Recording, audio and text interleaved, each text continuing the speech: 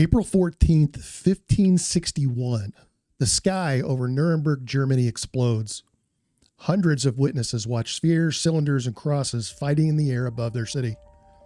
The battle lasts over an hour, then something falls from the sky and crashes outside the walls.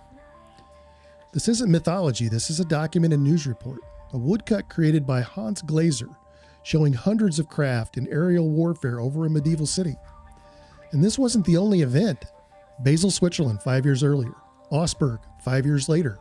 Multiple German cities, all reporting the same impossible phenomenon. Sky battles, crashed objects, mass witnesses. And it's happening again right now.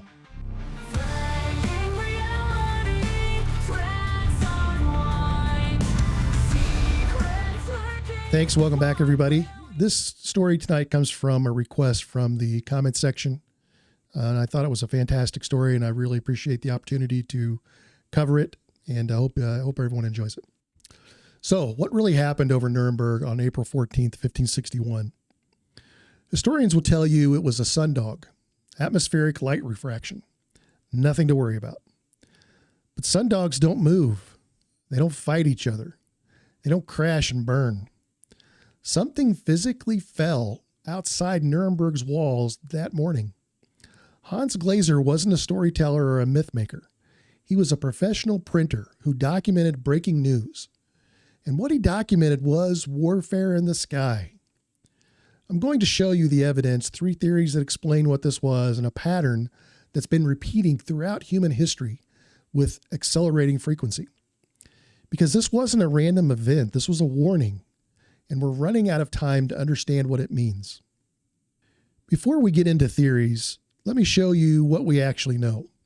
The documented facts, the contemporary sources that describe what happened over Nuremberg that morning.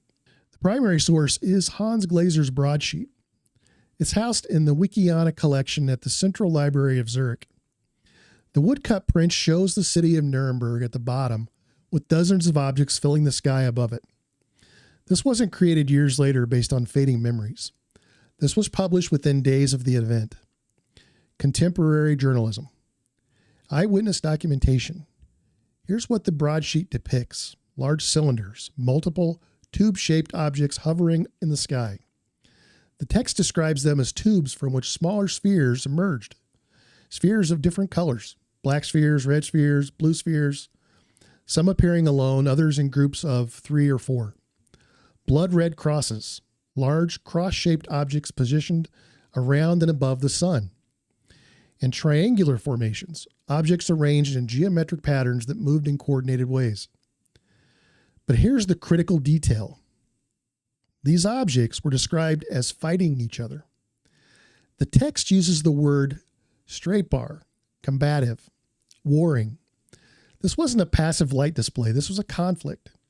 The broadsheet text, translated from early modern German, reads, in the morning of April 14th, 1561 at daybreak, between 4 and 5 a.m., a dreadful apparition occurred on the sun, and then this was seen in Nuremberg in the city, before the gates and in the country by many men and women. Pay attention to that. Not just a few people, many men and women. Inside the city, outside the gates, in the countryside, multiple vantage points, multiple witnesses, all seeing the same thing. The text continues. At first, there appeared in the middle of the sun 2 blood-red, semicircular arcs, just like the moon in its last quarter. And then the sun above and below, and on both sides, the color was blood. There stood a round ball of partly dull, partly black, ferrous color. Blood-red arcs, black iron-colored spheres, specific colors, specific shapes. Likewise, there stood on both sides and as a torus about the sun, which blood-red ones and other balls in large number, about 3 in a line and 4 in a square, also some alone. In between these globes, there were visible a few blood-red crosses, formations, 3 in a line, 4 in a square.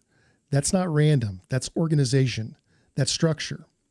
Between these crosses and balls, the blood-red strips became separated into 2 halves and moved in zigzag lines toward each other. In the end, it looked as if the sun were bleeding. Read that again. The sun looked as if it were bleeding. Besides the globes and crosses, there was a great number of black iron-colored tubes in which great numbers of globes of all colors were located, from which the balls emerged and fled out of the tubes. Spheres emerged from tubes, deployment, launch, objects being released from larger carriers. And then the most important line. All these elements started to fight among themselves. This went on for about an hour. Then they all fell to the earth as if everything burned. 1 hour. Not seconds, not minutes. 1 full hour of aerial combat over a major European city. And then they fell. They crashed. Something physical hit the ground. The broadsheet continues. After the sun's phenomenon, a black triangular object was seen. The witnesses were terrified, and the phenomenon was discussed as a warning from God. Something triangular remained after the battle, hovering, observing, and then it left. Now, this wasn't an isolated incident. 5 years earlier, on April 4th, 1556, similar phenomena were reported in Basel, Switzerland, another German-speaking city. Another mass sighting. Another broadsheet created by artist Samuel Cocculus documenting spheres and cylinders fighting in the sky. Then Augsburg in 1566. 10 years later, 3 major cities. Same phenomenon. So what was it? The comfortable answer, the mainstream explanation, what witnesses saw over Nuremberg was a sundog, a perihelic circle, a complex atmospheric optical phenomenon caused by ice crystals in the upper atmosphere reflecting sunlight. Sundogs can create the appearance of multiple suns, halos around the sun, bright spots and arcs that look geometric and structured. They happen at dawn or dusk when the sun is low on the horizon, exactly like the timing reported in Nuremberg. The spheres and crosses described in the broadsheet, those were just different parts of the same atmospheric display. The fighting was witnesses misinterpreting the way light shifted and changed as ice crystals moved through the atmosphere. The crash never happened. Or it was unrelated. Maybe a meteorite coincidentally fell the same morning.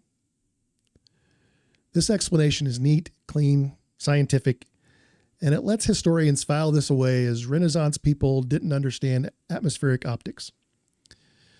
But here's the problem. Hans Glaser's broadsheet describes objects emerging from tubes, spheres coming out of cylinders and then flying away in different directions. Sundogs don't do that. They're static. They don't deploy smaller objects. They don't move across the sky in coordinated formations. The broadsheet says the objects fought amongst themselves for about an hour.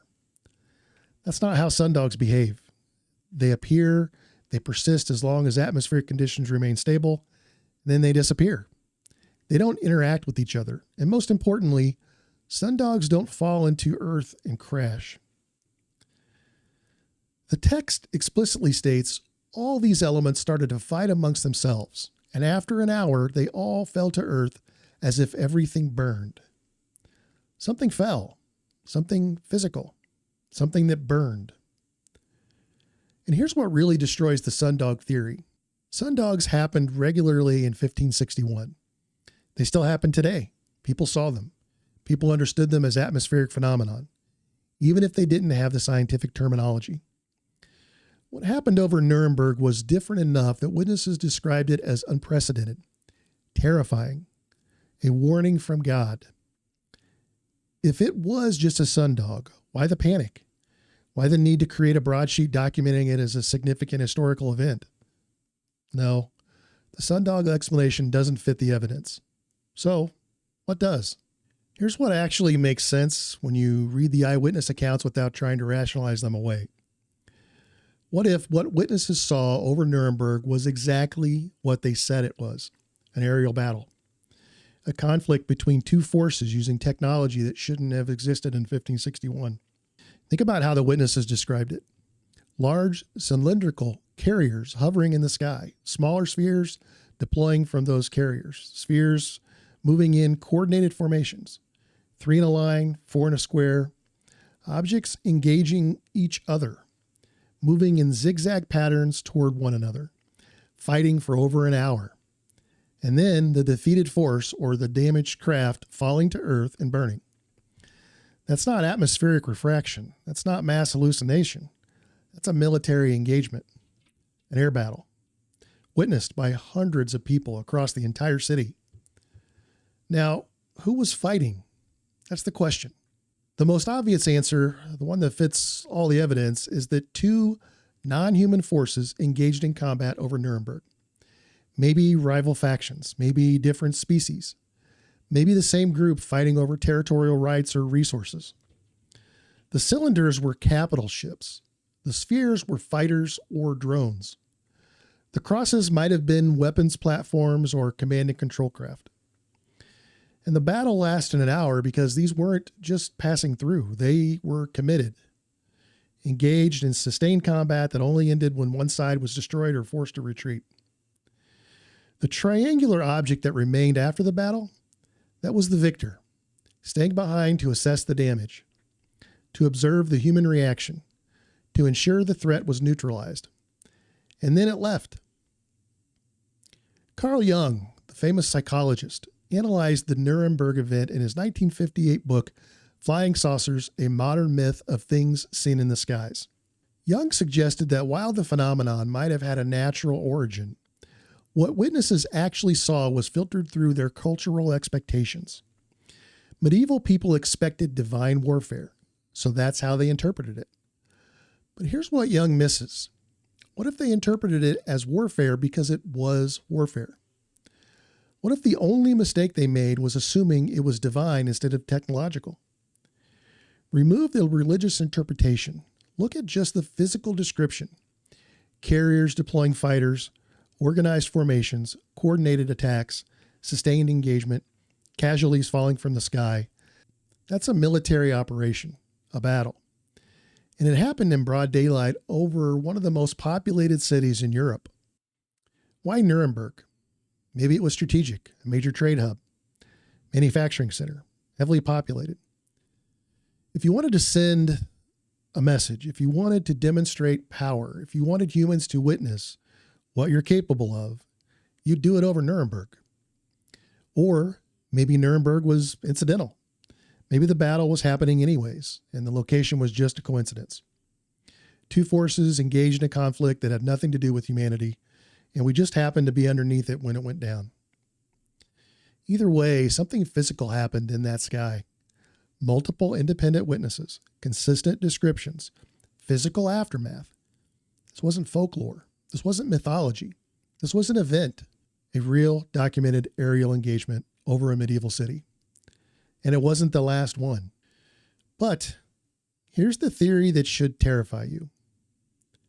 What if the Nuremberg event wasn't a random battle? What if it was a test, an assessment, a scheduled evaluation of humanity's development? Think about the timing. 1561 falls right in the middle of the Protestant Reformation. The medieval worldview is collapsing. The printing press has existed for a century. Scientific thinking is beginning. Humans are starting to question authority, think independently, challenge religious dogma. What if that triggered an alert? What if something has been monitoring human civilization for millennia, and we just crossed a developmental threshold, a checkpoint? A moment where we needed to be evaluated. April 14th, 1561. Automated assessment protocols deploy over a major population center, Nuremberg. Basel 5 years earlier, Augsburg 5 years later. The battle wasn't 2 forces fighting each other. It was a demonstration, a test. The cylinders deployed spheres to measure human reaction. The geometric formation tested our ability to recognize patterns. The sustained hour-long engagement gauged how quickly we could organize a response. And the crash at the end, that was deliberate. A probe left behind to see what humans would do with physical evidence of non-human technology. Would we study it? Would we worship it? Would we weaponize it? How witnesses interpreted the event became part of the assessment data. Religious interpretation, fear-based response, no scientific investigation, no attempt to understand, just terror and prayer. And that told the observers everything they needed to know, that we weren't ready, that we were still primitive, still locked in superstition and tribal thinking, still interpreting advanced technology as divine magic. We failed the test. And here's the disturbing part. What if that assessment triggered a decision? What if the observers gave us a time limit, a certain number of years to evolve, to develop, to prove we could move beyond religious warfare and become something more than aggressive primates with tools?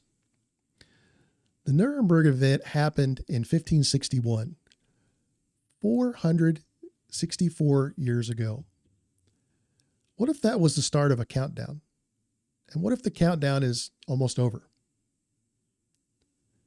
Because here's what nobody talks about.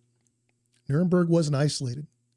It's part of a pattern that extends backward and forward through all of human history. And that pattern is accelerating. Let me show you the timeline. 1556, Basel, Switzerland. 5 years before Nuremberg, same phenomenon. Spheres and cylinders, aerial combat, mass witnesses.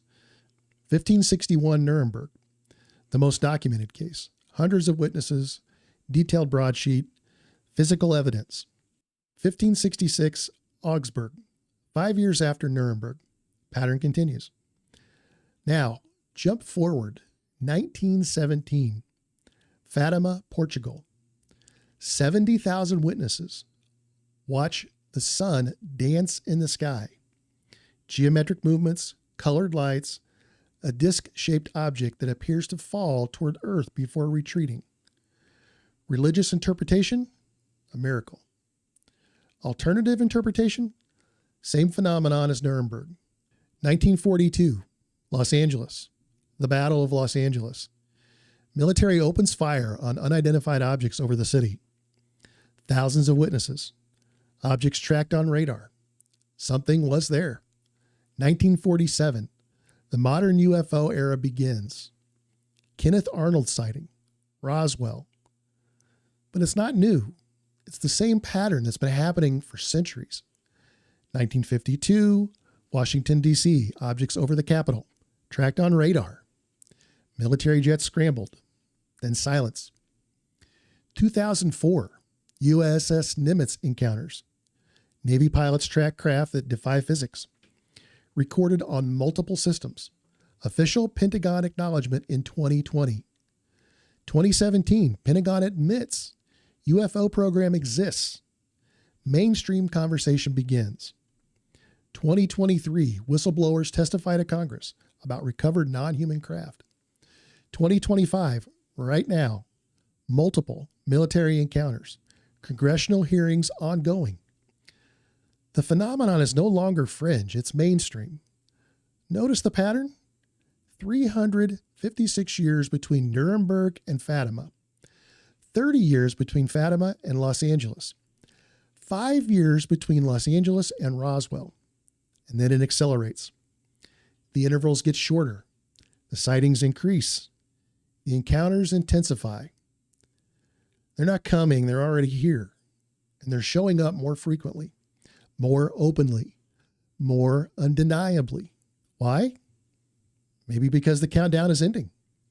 Maybe because whatever assessment began in 1561 is reaching its conclusion.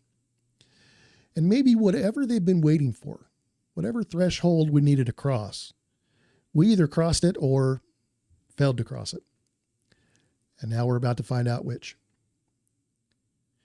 April 14th, 1561.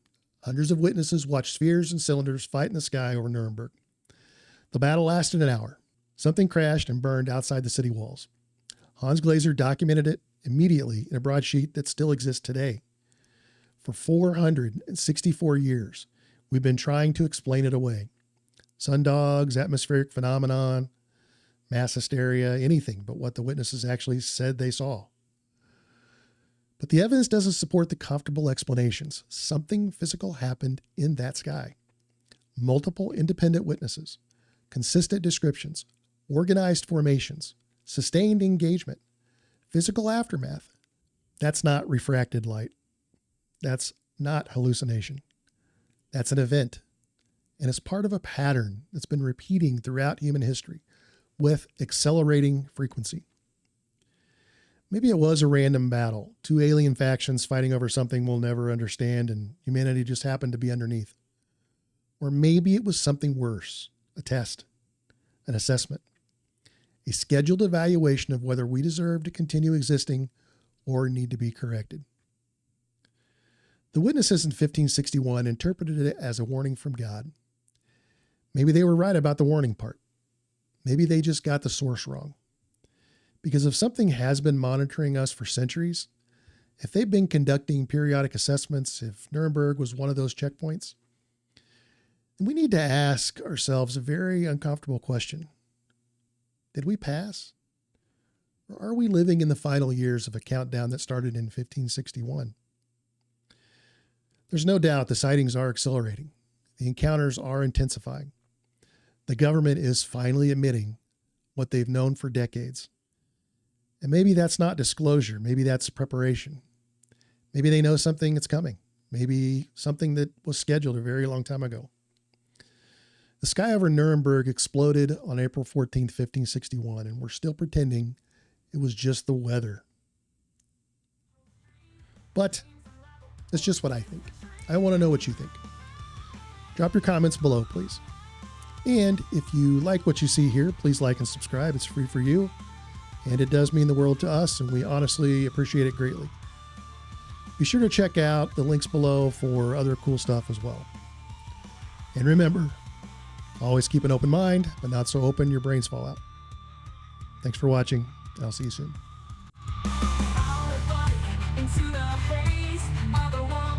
Timeless maze, a ghostly head, a demon's grin.